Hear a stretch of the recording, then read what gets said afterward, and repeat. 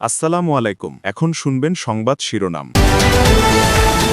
প্রথমবার প্রধান উপদেষ্টার সাথে সন্ধ্যায় বিএনপি চেয়ারম্যান তারেক রহমানের সাক্ষাৎ, নির্বাচন সহ নানা প্রসঙ্গ আসতে পারে বৈঠকে। ৪০ ঘন্টার মধ্যে পরিচালক নাজমুলকে শোকজের জবাব দিতে বলেছে বিসিবি। কিছুক্ষণের মধ্যে কোয়াবের জরুরি সংবাদ সম্মেলন, হচ্ছে না দুপুরের বিপিএল ম্যাচ। ষষ্ঠ দিনের আপিল শুনানিতে পর্যন্ত প্রার্থিতা ফিরে পেয়েছেন ১২ জন। স্থগিত হওয়া পাবনা ১ ও ২ আসন ঘিরে লিভ টু আপিল। বন্ধ করে হত্যাযজ্ঞ চালানোর মামলায় জয় ও পলকের বিরুদ্ধে অভিযোগ গঠনের আদেশ ২১ জানুয়ারি। আশুলিয়ায় মরদেহ পোড়ানোর মামলায় যুক্তিতর্ক উপস্থাপন। পূর্ব ঘোষণা অনুযায়ী ১৫ জানুয়ারির মধ্যে শিক্ষার্থীদের হাতে পৌঁছায়নি সব বই, আরো ১৫ দিন সময় চাইছে এনসিটি। আসসালামু আলাইকুম। এতক্ষণ শুনছিলেন সংবাদ শিরোনাম, এখন শুনবেন বিস্তারিত। দেশে ফিরে প্রথমবার অন্তর্বর্তী সরকারের প্রধান উপদেষ্টা ডক্টর মোহাম্মদ ইউনূসের সাথে সাক্ষাৎ করবেন বিএনপি চেয়ারম্যান তারেক রহমান। আজ সন্ধ্যায় রাষ্ট্রীয় অতিথি ভবন যমুনায় এই সাক্ষাৎ অনুষ্ঠিত হবে। ধারণা করা হচ্ছে নির্বাচন সহ নানা প্রসঙ্গ নিয়ে আলোচনা হতে পারে। গত ২৫ ডিসেম্বর দীর্ঘ ১৭ বছর পর দেশে ফিরেন তারেক রহমান। সে সময় ঢাকার শাহজালাল আন্তর্জাতিক বিমানবন্দরে বসে ডক্টর মোহাম্মদ ইউনূসের সাথে মুঠোফোনে কথা বলেন। এর আগে গত বছরের ১৩ জুন যুক্তরাজ্য সফরকালে প্রধান উপদেষ্টা ডক্টর মোহাম্মদ ইউনূসের সাথে তারেক রহমানের প্রথমবার একান্ত বৈঠক হয়। তখন তারেক রহমান বিএনপির ভারপ্রাপ্ত চেয়ারম্যান ছিলেন। বিপিএল ম্যাচের আগে বিসিবি পরিচালক এম নাজমুল ইসলামের পদত্যাগের দাবিতে অনড় ক্রিকেটাররা। জরুরি সংবাদ সম্মেলন ডেকেছে কোয়াবের সভাপতি মোহাম্মদ মিঠুন। অন্যদিকে ম্যাচ খেলতে না যাওয়ায় দুপুর ১টার যেই চট্টগ্রাম নোয়াখালীর বিপিএল ম্যাচ সেটি মাঠে গড়ায়নি। অন্যদিকে বিসিবি পরিচালক এম নাজমুল ইসলামকে ৪৮ ঘন্টার মধ্যে কারণ দর্শানোর নোটিশ দিয়েছে বিসিবি, যেখানে নাজমুল ইসলামকে তার বিতর্কিত মন্তব্যের ব্যাখ্যা দিতে বলা হয়েছে। আর সে অনুযায়ী পরবর্তী পদক্ষেপ নেবে বাংলাদেশ ক্রিকেট বোর্ড। আসন্ন টি-২০ বিশ্বকাপে বাংলাদেশের অংশগ্রহণ নিয়ে এখনও অনিশ্চয়তার ঘোর কাটেনি। এরই মাঝে আইসিসির এই ইভেন্টে না খেললে ক্রিকেটারদের ক্ষতি সংক্রান্ত আলোচনায় বিতর্কিত মন্তব্য করেন বিসিবি পরিচালক এম নাজমুল ইসলাম, যার প্রতিবাদে ক্রিকেটারদের সংগঠন তার পদত্যাগ দাবি, অন্যথায় বিপিএল সহ সকল খেলা বয়কটের হুমকি দেয়। আর সেই ধারাবাহিকতায় নাজমুল ইসলামকে শোকজ করেছে বিসিবি। আপিল শুনানির ষষ্ঠ দিনে এখন পর্যন্ত ১২ জন প্রার্থিতা ফিরে পেয়েছেন। ২ জনের বাতিল হয়েছে, একটি আবেদন স্থগিত রাখা হয়েছে। প্রথম ৪ দিন ৭০টি করে আবেদন নিষ্পত্তি হলো। পঞ্চম দিনে ১০০টি আপিল শুনানি করেছে কমিশন। বুধবার ৭৪ জন প্রার্থিতা ফিরে পেয়েছেন। ১৮ জনের আবেদন বাতিল হয়েছে, স্থগিত রাখা হয়েছে ৮ জনের আপিল। আর প্রার্থীর বৈধতার ক্ষেত্রে ছোটখাটো সংশোধনযোগ্য ত্রুটি বিবেচনা করা হয়েছে বলে কমিশন জানিয়েছে। গেল ৫ দিনে মোট আবেদন নিষ্পত্তি হয়েছে ৩৮০টি, প্রার্থিতা ফিরে পেয়েছেন ২৭৭ জন, বাতিল হয়েছে ৮১টি, স্থগিত ২৩টি।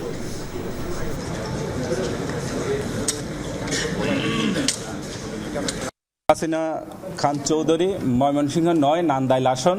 ম্যাজিস্ট্রেট সাহেব জিজ্ঞেস করতেছে, আপনি কি হাসিনাকে চিনেন? তখন উনি মনে করছেন শেখ হাসিনা। নির্বাচন কমিশন মহোদয় এই কথাগুলো শুনেছেন। আজকে নির্বাচন কমিশন আমাদের আপিলটা মঞ্জুর করেছে।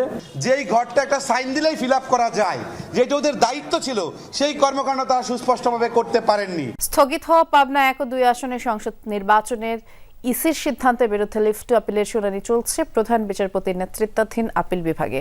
সকালে শুনানি শুরু হয়। এর আগে নির্বাচন কমিশনের সিদ্ধান্তের বিরুদ্ধে আপিল করে পাবনা ১ আসনের জামায়াতের প্রার্থী নজিবুর রহমান। সীমানার জটিলতায় পাবনা ১ ও ২ আসনের নির্বাচন স্থগিত রাখতে নির্দেশ দেয় চেম্বার আদালত। পরে নির্বাচন স্থগিত করে প্রজ্ঞাপন জারি করে ইসি। এর আগে সংসদীয় আসন পুনর্বিন্যাস করে নির্বাচন কমিশন গত বছরের ৪ সেপ্টেম্বর চূড়ান্ত গ্যাজেট প্রকাশ করে। তাতে সাঁথিয়া উপজেলার পুরোটা নিয়ে পাবনা ১ আসন এবং সুজানগর ও বেড়া উপজেলাকে মিলিয়ে পাবনা ২ আসন চূড়ান্ত করা হয়। ইন্টারনেট বন্ধ করে হত্যাযজ্ঞ চালানোর অভিযোগে করা মামলায় শেখ হাসিনার পুত্র সজীব ওয়াজেদ জয় ও জুনায়েদ আহমেদ পলকের বিরুদ্ধে অভিযোগ গঠনের আদেশ ২১ জানুয়ারি। আন্তর্জাতিক অপরাধ ট্রাইব্যুনাল ১ এই দিন তারিখ ধার্য করে। আর আজ ট্রাইব্যুনালে পলক বলেন, সারা দেশে ইন্টারনেট বন্ধ করার অথরিটি তার ছিল না।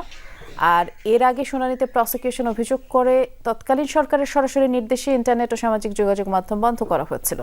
বিদেশে অবস্থানরত সজীব ওয়াজেদ জয় এসব কর্মকাণ্ডের নীল নকশা তৈরি করেছিলেন। বাস্তবায়নে মুখ্য ভূমিকা পালন করেন সাবেক প্রতিমন্ত্রী জুনায়েদ আহমেদ পলক। এছাড়া আজ আশুলিয়ায় মরদেহ পোড়ানো মামলার দ্বিতীয় দিনের যুক্তিতর্ক উপস্থাপন হওয়ার কথা রয়েছে। এই ২ মামলায় ৯ আসামিকে সকালে ট্রাইব্যুনালে আনা হয়। মানবতাবিরোধী অপরাধের আরও 4 মামলায় মেয়র আতিক, আব্দুর রহমান বদিসহ 18 জনকে ট্রাইব্যুনালে হাজির করা হয়। এসব মামলায় তদন্ত প্রতিবেদন দাখিল করতে সময় চাইতে পারে প্রসিকিউশন। ফের কথা দিয়ে কথা রাখতে পারল না জাতীয় শিক্ষাক্রম ও পাঠ্যপুস্তক বোর্ড এনসিটিবি। মাধ্যমিক ও সমমানের সব বই শিক্ষার্থীদের হাতে পৌঁছানো যায়নি। এর আগে এনসিটিবির কর্মকর্তাদের সাথে নিয়ে শিক্ষা উপদেষ্টা জানিয়েছিলেন 15 জানুয়ারির মধ্যেই সব বই দেয়া হবে।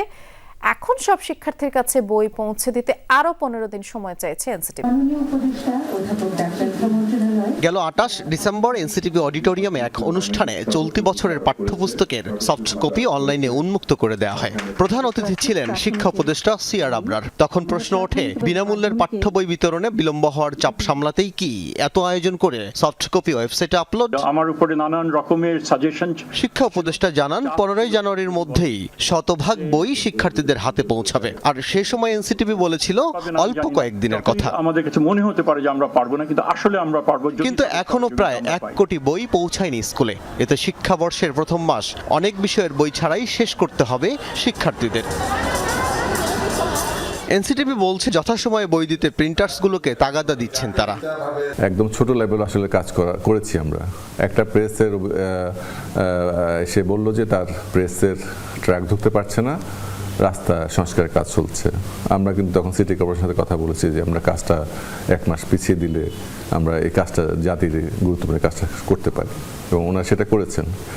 কর্মকর্তাদের দাবি, গেল 1.5 দশকে জানুয়ারির প্রথম সপ্তাহে কখনোই শতভাগ বই পৌঁছানো যায়নি। কখনো কখনো মার্চ এপ্রিল পর্যন্ত সময় লেগেছে।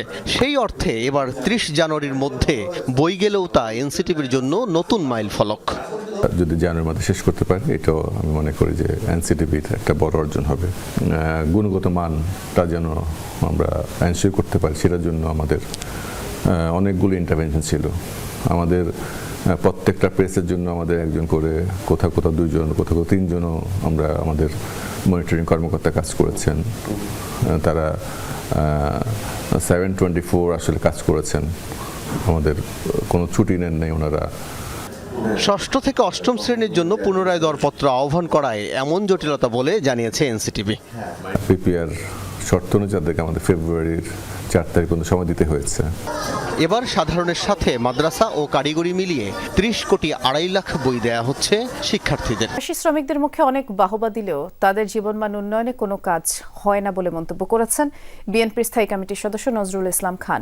বৃহস্পতিবার সকালে প্রেস ক্লাবে জাতীয়তাবাদী প্রবাস প্রত্যাগত শ্রমিক দলের উদ্যোগে আয়োজিত বেগম খালেদা জিয়ার জন্য দোয়া মাহফিলে যোগ দিয়ে এ কথা বলেন তিনি।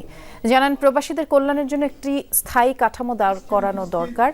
এজন্য প্রবাসী কল্যাণ মন্ত্রণালয়কে আরও আন্তরিক হয়ে কাজ করার অনুরোধ জানান তিনি। প্রয়োজনে আইন নীতিমালা পরিবর্তন করে প্রবাসীদের জীবনমান উন্নয়নের আহ্বান জানান। আগামীতে যারাই ক্ষমতায় আসবে তারাই প্রত্যাগত প্রবাসী শ্রমিকদের নিয়ে যেন কাজ করে, এই আশা ব্যক্ত করেন নজরুল ইসলাম খান।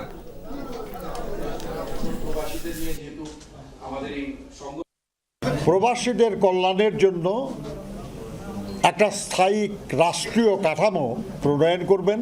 তারা এই প্রস্তাবও করতে পারেন যে বিদ্যমান আইন বা বিদ্যমান বিধান বা বিদ্যমান ব্যবস্থার কিভাবে উন্নয়ন করা যায়, যাতে প্রত্যাগত প্রবাসীরা উপকৃত হয়।